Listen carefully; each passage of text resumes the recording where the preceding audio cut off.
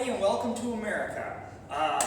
Today I want to do a little bit update on some project happenings with the R model Mack Deputy Dog. Been working on some lights lately, and I'm pretty excited because most of them are, well, they're not all working yet, but I'm in the process of fixing them. But I'll show you what I came to so far, and then if you stick around, I'll hopefully get some video of, or at least some pictures of me finishing wiring up the front lights. I'm not very good at making videos because I usually just want to get in here and get stuff done, and I don't think to set up a camera and talk to y'all and everything, so bad on me. But let me show you what I've come to so far, and then we'll go from there. Alright, so when I bought the truck, it didn't have any like fixtures or anything at all back here. There was like some plates and there's wiring run back, and I started probing the wires with my test light, and I had power on some of them, and then I didn't have power sometimes. These are just some cheapo incandescents that I picked up on my way home the other day. I might put some type of like a tail light bar or some LED action back here, something like that. But this is what I got for now because I want to get it in shape. My goal is when I take it to the shop to get the clutch put in it, I want to drive it back. So that's kind of what I'm working towards.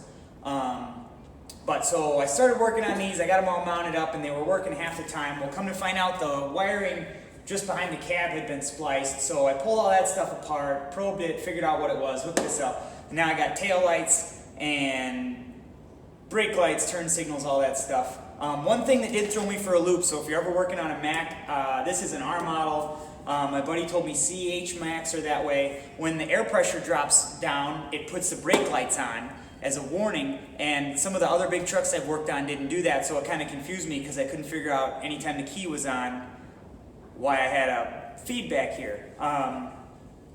But then I started up, built air up, and it went away, so we're good there. So that's the end of the back. And from there, once I got the back end squared away, I came up to the front. These are all the wires that run. Left side and right side has separate feeds for power to go forward to the headlights, turn signals, marker lights, high beams, low beams. So it had been fixed in several spots, and it wasn't fixed very well. Some of the connectors were coming apart and stuff like that. So I just cut it off. I'm going to start new, but I had to figure out what all these wires go to.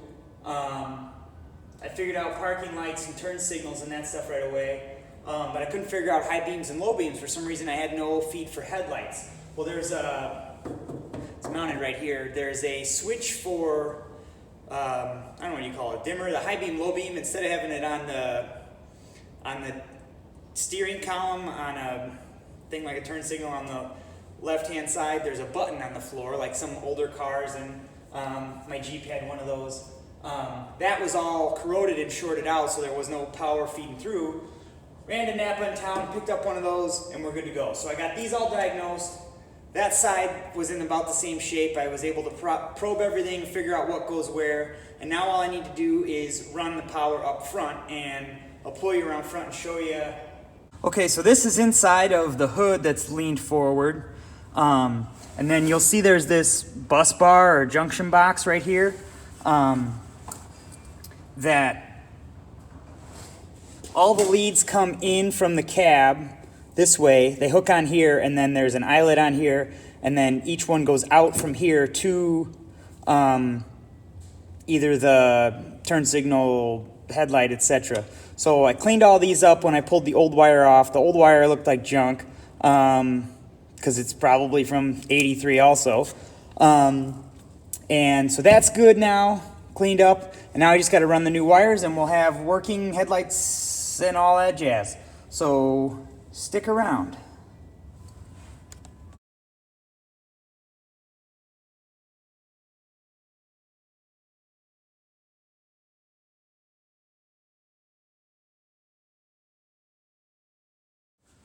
All right, so now I'm going to connect these all together as they need to be, run them through this grommet. so that they connect on that junction box on the other side.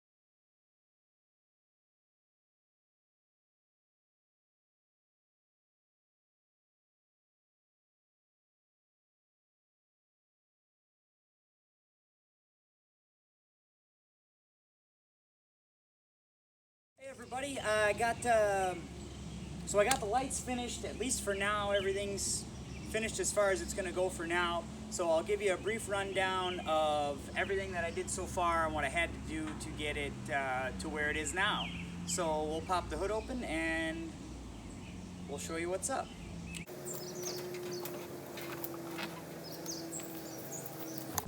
Alright, so when I got the truck, that's crooked. That's poor craftsmanship. So this is where the lights come through the firewall, or the wiring rather, for the lights. On both sides there's a lead, and then it goes forward up to the junction block that's in here. I'll show you on the other side of the hood. It was broken in several spots, and the lights were all here for the most part-ish. So basically what I did is I ran new wires on both sides, probed all these to figure out what was what, labeled them, made a new loom, runs down under the frame, up and around. I haven't finished wrapping these up yet, so that's not the finished product. I got new marker lights, and then I got these are replaced with LEDs. The rubber mounted ones fit in place of, I think these are originally either riveted or something like that. But I got those replaced. The headlights were working. And then this is the way it works. The wires run from the cab up to here, and then there's this junction block, and then everything connects and runs out to there. Same thing on this side.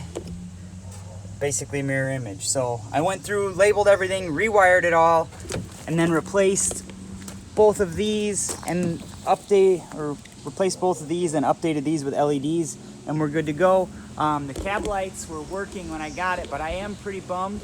You can see the one in the middle. Somehow I lost that lens, even though I haven't left the neighborhood with the truck. It was missing one day, so I had to order a new one. So I either have to clean up the old ones or dirty up the new ones so they match. And then as far as the back lights, they were just one spot here where they were broken. I gotta wrap this up too, but I left some of the stuff open so you guys could see. And I just ran that and replaced these with your standard truck rear lights. These are all incandescents, well, except for the yellow, the amber marker lights. I left them with incandescents, so kind of stays the same appearance wise, because some of the newer LEDs kind of look cheap and shitty in my opinion. So Operation Lights on Deputy Dog, the 83 Mack, is done for now, with the exception of wrapping up some of those wires that I showed you. So if you're interested in the project, subscribe to the channel, and you can follow us on our Facebook page, Everyday American, and we'll keep posting stuff. I get a lot of good comments and a lot of questions from you guys, so I appreciate it. Until next time, stay American.